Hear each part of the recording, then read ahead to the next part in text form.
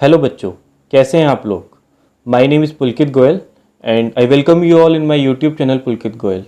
तो बेटा आज से हम क्लास 12th का टर्म 1 का अकाउंटेंसी का सिलेबस स्टार्ट करने जा रहे हैं, राइट। तो बेटा हम जो स्टार्ट करेंगे सबसे पहले क्लास 12th में अपनी पार्टनरशिप को स्टार्ट करेंगे। पार्टनरशिप में आपको 3 चैप्टर्स कवर करने हैं टर्म 1 के सिलेबस के according. Chapter number 1 is accounting for partnership from fundamentals. Chapter number 2 is change in profit sharing ratio and the chapter number 3 is admission of a partner। और बेटा जो इन तीनों चैप्टर्स की weightage है आपकी टर्म 1 में वो 18 मार्क्स की है। तो आज जो हम स्टार्ट करेंगे फंडामेंटल्स स्टार्ट करेंगे। बेटा याद रखना इस चैप्टर में इस वाली बुक में इस वाले चैप्टर में आपके थियोरेटिकल कॉन्सेप्ट्स भी हैं और न्यूमेरिकल कॉन्सेप्ट्स भी हैं। तो आज जो हमारा जो मेन फोकस होगा वो थियोरेटिकल कॉन्सेप्ट्स पर होगा और अपनी आने वाली वीडियोज़ में हम अपने न्यूमेरिकल पोर्शन भी कवर करेंगे। रही बुक की बात बेटा, तो आप कोई भी बुक यूज़ कर सकते हैं और जनरली जो मेरी वीडियोस होंगी वो DK गोयल पर बेस्ड होंगी। मैं उसी बुक को फॉलो करता हूँ, राइट। ओके, तो अपना आज का हम वीडियो स्टार्ट करते हैं, राइट। आइए, तो बेटा याद रखना पार्टनरशिप में हम आपको जो भी बातें बताएंगे वो एक एक्ट के अकॉर्डिंग बताएंगे, एक एक्ट के मुताबिक बताएंगे। उस एक्ट का नाम है इंडियन पार्टनरशिप एक्ट 1932। जितनी भी आपको न्यूमेरिकल पोर्शन बताया जाएगा, जितनी भी थियोरी बताई जाएगी, सब इसी एक्ट के अकॉर्डिंग बताई जाएगी। आपको याद रखना है, MCQ के लिए इंपॉर्टेंट पॉइंट है ना।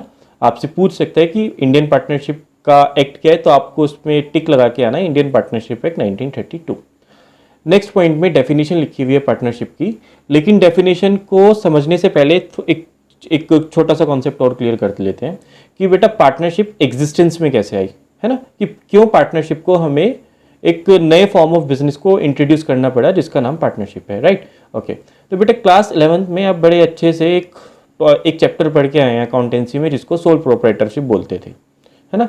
तो सोल प्रोप्राइटरशिप में होता क्या था, सोल प्रोप्राइटरशिप में एक सिंगल ओनर पूरे बिजनेस को मैनेज करता था।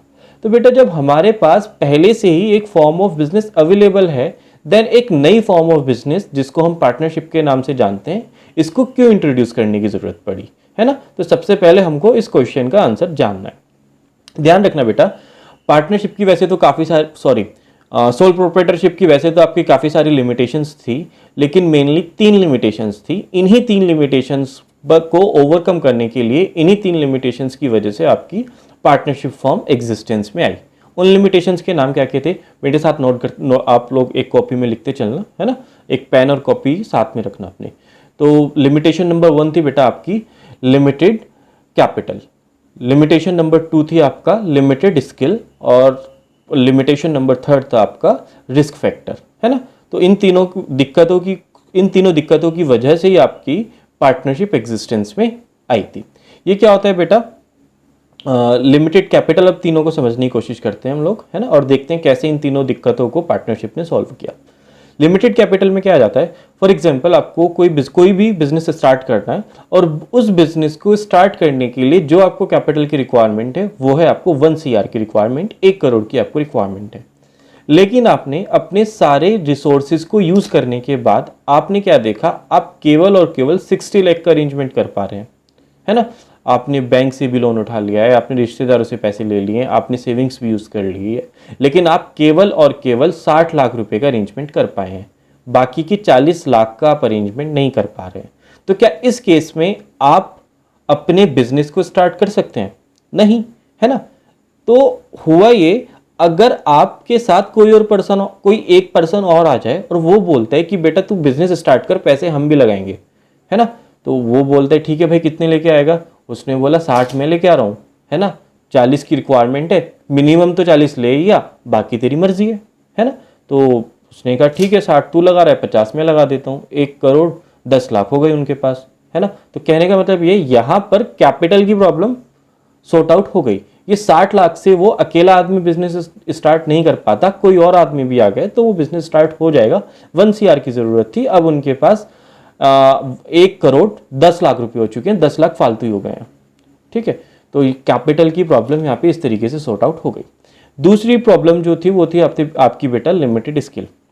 ध्यान रखना बेटा कि कोई भी पर्सन, है ना, कि सारी की सारी स्किल्स में, काफ़ी सारी स्किल्स में अच्छा नहीं हो सकता है है ना। सारी स्किल्स किसी एक आदमी के पास नहीं होती, और बिजनेस स्टार्ट करने के लिए काफ़ी सारी स्किल्स की रिक्वायरमेंट होती है, जैसे HR स्किल्स, है ना। HR मतलब कि सामने वाले को पता होना चाहिए कि उसको किस पर्सन को किस पोस्ट के लिए रिक्रूट करना है ना। मार्केटिंग स्किल्स मतलब अपना सामान भी बेचना आना चाहिए। फाइनेंशियल स्किल्स, पैसे को अच्छे से मैनेज करना आना चाहिए, है ना। तो एक आदमी किसी एक स्किल से ब्लेस्ड हो सकता है, 2 स्किल के साथ ब्लेस्ड हो सकता है ना। सारी स्किल्स के साथ तो ब्लेस्ड नहीं हो सकता है ना। तो अभी जो फॉर एग्जांपल एक आदमी है, वो काम कर रहा है बिजनेस में, तो उसको वो अच्छा है, मार्केटिंग स्किल्स में वो अच्छा है ना। लेकिन मार्केटिंग स्किल से काम तो नहीं चलेगा, उसको पैसा भी तो मैनेज करना आना चाहिए, है ना। तो इसीलिए कोई एक पर्सन और आ गया उसके साथ बिजनेस करने के लिए, अब 2 लोग बिजनेस काम कर रहे हैं, है ना। बी भी आ चुका है, ए अच्छा था आपका मार्केटिंग स्किल्स में, बी अच्छा है आपका फाइनेंशियल स्किल्स में। तो यहाँ पे क्या हुआ, किसी नए पर्सन की आने की वजह से आपकी जो पार्टनरशिप है, आपका जो बिजनेस है उसमें स्किल्स का इंक्रीमेंट हो गया, राइट। ओके। थर्ड आपकी जो लिमिटेशंस थी वो थी आपके रिस्क फैक्टर। रिस्क का मतलब क्या होता है कॉमर्स में बेटा? रिस्क का मतलब होता है आपके नुकसान जो होते हैं, उसको हम लोग जनरली कॉमर्स की भाषा में रिस्क बोल देते हैं, है ना। पहले अकेला आदमी काम कर रहा था ए, उसको 50 लाख का नुकसान हुआ, तो 50 लाख नुकसान ए के कंधे पर आएगा, है ना। सारा का सारा नुकसान ए को अपने सर पे झेलना पड़ेगा। लेकिन हाँ, अगर बी भी उसके साथ काम कर रहा होता, है ना, अगर पार्टनरशिप में काम होता, तो ये 50 लाख 2 लोगों में डिवाइड हो जाते। तो यहाँ से होता क्या, यहाँ से ये होता कि उनका जो नुकसान हुआ है ना, किसी एक के सर पर ज़्यादा भार नहीं आता। ये जो उनका नुकसान है 2 लोगों में बट जाता है ना। 3 लोग होते तो 3 लोगों में बट जाता। तो यहाँ पे यही होता है ना। ये क्या होता है? Risk factor, right. ओके। तो बेटा आपका नेक्स्ट है आपका पार्टनरशिप की डेफिनेशन। चलिए, तो पार्टनरशिप की डेफिनेशन क्या है बेटा? एक पॉइंट तो आपको ये याद रखना है, जो पार्टनरशिप की डेफिनेशन दी गई है वो पार्टनरशिप एक्ट 1932, इसको ये गलत हो गया बेटा, ये 1992 बाय मिस्टेक लिखा गया है, इसको आप 1932 कर लीजिए, है ना। इसको 1992 नहीं है बेटा, ये 1932 है, ठीक है। आप सही कर लेना, बाय मिस्टेक प्रिंटिंग एरर हो गई है। चलिए, तो डेफिनेशन जो दी गई है इंडियन पार्टनरशिप एक्ट 1932 की सेक्शन 4 में दी गई है। क्या बोलती है बेटा definition? Partnership is a relation between persons who have agreed to share profits of a business carried on by all और any of them acting for all. तो ये डेफिनेशन ये क्या बोलती है, इसको भी समझने की कोशिश करते हैं, है ना। कुछ इसमें टेक्निकल वर्ड्स हैं, है ना, वो समझ आ गए तो आराम से डेफिनेशन समझ में आ जाएगी। Partnership is a relation. Relation कौन सा रिलेशन है बेटा? यहाँ पर बिजनेस रिलेशन है, कोई भाई बहन का रिलेशन नहीं है, कोई दोस्ती का रिलेशन नहीं है, ये बिजनेस रिलेशन है। किसके बीच में है? Persons, between persons. याद रखना यहाँ पे पर्सन्स वर्ड लिखा हुआ है। पर्सन्स का मतलब क्या है कि एक से ज्यादा लोगों के बीच में रिलेशन होगा। हु हैव एग्रीड, जो एग्री कर रहे हैं, किस बात के लिए एग्री कर रहे हैं? टू शेयर प्रॉफिट्स, कि भाई हम प्रॉफिट को शेयर करेंगे। तो पार्टनरशिप क्या है बेटा? पार्टनरशिप एक रिलेशन है लोगों के बीच में जो एग्री कर रहे हैं कि हम प्रॉफिट को शेयर करेंगे ऑफ अ बिजनेस के, है ना। और कौन से बिजनेस के, ये थोड़ा लाइन टेक्निकल है। कैरिड ऑन बाय ऑल और any of them acting for all. अगर इसका हिंदी में मतलब देखें तो बेटा हिंदी में इसका मतलब वो होता है कि वो बिजनेस जो सभी के थ्रू चलाया जा रहा है या सभी में से किसी एक के थ्रू चलाया जा रहा है। अब ये क्या होता है देखते हैं। For example A B C, 3 लोग बिजनेस में काम करते हैं, 3 लोग मिलकर एक पार्टनरशिप फर्म चलाते हैं, है ना। तो ए और बी अभी आउट ऑफ स्टेशन है, तो बिजनेस पर कौन बैठा हुआ है? केवल और केवल सी बैठा हुआ है, ठीक है। तो इस केस में कोई कस्टमर आता है और सी से कुछ, जो भी वो बिजनेस कैरी करते हैं उससे कुछ सामान बोलता है, सामान खरीदने के लिए बोलता है। तो ऐसे में सी उनको सामान दे देगा कि नहीं देगा? डेफिनेटली देगा, है ना। इसका मतलब क्या है कि बिजनेस सभी में से किसी एक के थ्रू चलाया जा रहा है, बाकी के 2 पार्टनर्स अभी आउट ऑफ स्टेशन है ना। तीनों पार्टनर्स बिजनेस में बैठे हुए हैं, है ना। कस्टमर आता है, तीनों पार्टनर बैठे हुए हैं, कस्टमर आता है, सामान खरीदेगा, चला जाएगा, है ना। कैरिड ऑन बाय ऑल, ये होता है कैरिड ऑन बाय ऑल, है ना। कोई पार्टनर आउट ऑफ स्टेशन है, अभी बिजनेस पर नहीं बैठा हुआ है, तो जो पार्टनर बैठा हुआ है वो बिजनेस चला लेगा, है ना। ऐसे थोड़ी ना होगा कि अकेला बैठा हुआ है तो अपने कस्टमर्स वापस कर देगा, नहीं, ऐसे तो बिजनेस में नुकसान हो जाएगा, है ना। तो ये क्या होता है? पार्टनरशिप एक रिलेशन है लोगों के बीच में जो एग्री कर रहे हैं कि भैया हम प्रॉफिट को डिस्ट्रीब्यूट करेंगे उस बिजनेस का जो बिजनेस सभी के थ्रू चलाया जा रहा है या सभी में से किसी एक के थ्रू चलाया जा रहा है। पढ़ के देख सकते हैं आप, partnership is a relation between persons who have agreed to share profit of a business carried on by all और any of them acting for all, right. Okay, अब आता है इसमें फीचर्स ऑफ पार्टनरशिप। पार्टनरशिप के अब हमें कुछ features देखने हैं, है ना।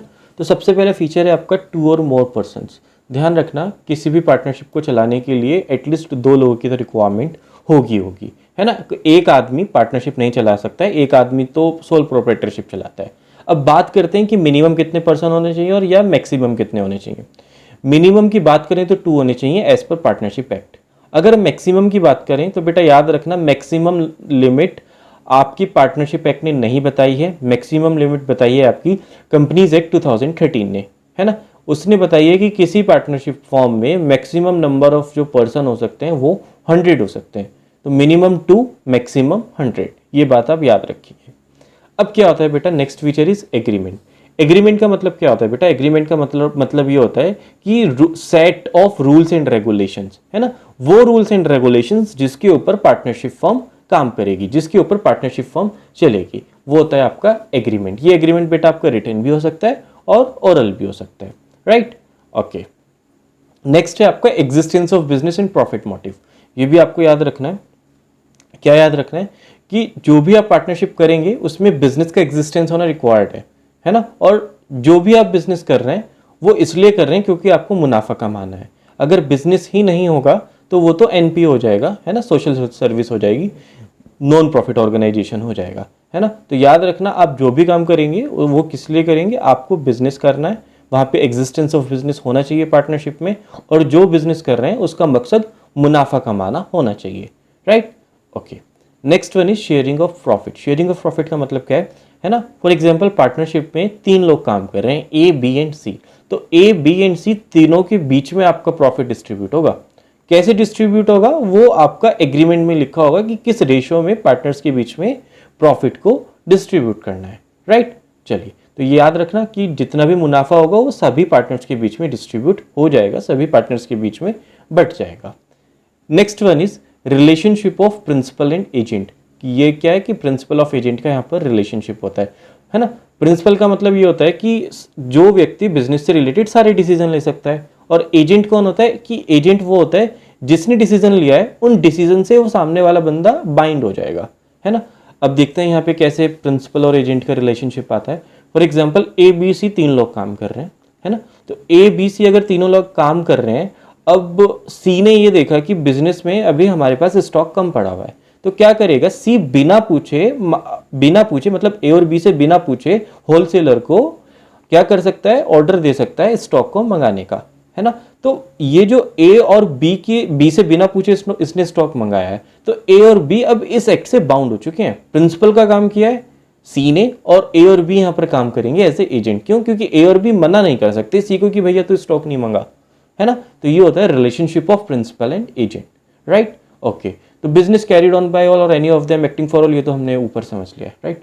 Okay, next one is no separate existence. ये भी आपको याद रखना है कि यहाँ पर सेपरेट एग्जिस्टेंस का कॉन्सेप्ट, सेपरेट लीगल एंटिटी का कॉन्सेप्ट यहाँ पर अप्लाई नहीं होता है। इन केस अगर पार्टनरशिप फर्म बंद होती है तो जो भी पार्टनर्स हैं वो आपके घर से पैसा ला के देंगे, है ना, they will be personally liable.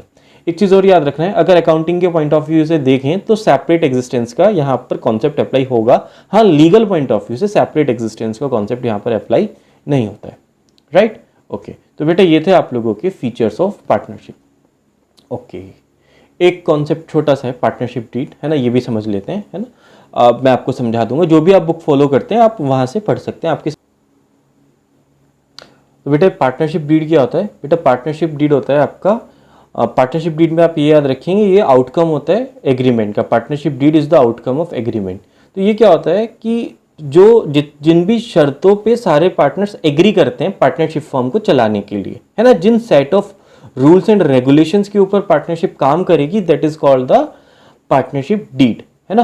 तो एक चीज तो आप ये याद रखेंगे कि पार्टनरशिप डीड आपके रिटन में भी हो सकती है, ओरल में भी हो सकती है ना। कोई ऐसी कंपल्शन नहीं है कि ये रिटन में ही होगी, है ना। आप सभी पार्टनर्स के बीच में म्यूचुअल अंडरस्टैंडिंग अच्छी है तो ये ओरल में भी हो सकती है। हालांकि रिटन एग्रीमेंट के अगर आपकी जो पार्टनरशिप डीड है वो रिटन में है तो उसके कुछ बेनिफिट्स होते हैं over the oral partnership deed, right. तो क्या होता है कि इन केस अगर कुछ भी आपका डिस्प्यूट हो गया पार्टनरशिप डीड में, किसी भी पार्टनरशिप फॉर्म में कोई डिस्प्यूट हो गया, तो यहाँ पर अगर ओरली आपने एग्रीमेंट कर रखा है तो आपको सोल्यूशन बड़ी मुश्किल से मिलेगा। पार्टनरशिप डीड में लिखा होता है कि इन केस कोई आपका डिस्प्यूट होता है तो आप किस तरीके से उसको सॉर्ट आउट कर सकते हैं। तो ध्यान रखना पार्टनरशिप डीड में कि पार्टनरशिप डीड अगर रिटन में है तो उसके ओरल डीड के ऊपर कुछ इसके बेनिफिट्स हो जाते हैं, राइट। सब कुछ इसके अंदर लिखा होता है कि क्या आप बिजनेस कर रहे हैं, कहाँ पर कर रहे हैं, कहाँ ऑफिस है बिजनेस का, है ना, पार्टनर्स के नाम, पार्टनर्स के एड्रेस, सब कुछ लिखे होते हैं। कोई 20-22 पॉइंट हैं, आप अपनी किताबों से पढ़ के देख सकते हैं। तो बेटा ये आज का हमारा लेक्चर था, जो हमने आज फंडामेंटल्स में कुछ थियोरेटिकल कॉन्सेप्ट्स क्लियर किए हैं अपने, है ना। आई होप कि वीडियो भी समझ आई होगी आपकी। कुछ दिक्कत है तो आप बता सकते हैं। तो आने वाले वीडियोस में हम अपने न्यूमेरिकल पोर्शंस को कंटिन्यू करेंगे। Okay, so thank you guys, thank you so much, and please don't forget to like, share and subscribe. Thank you guys.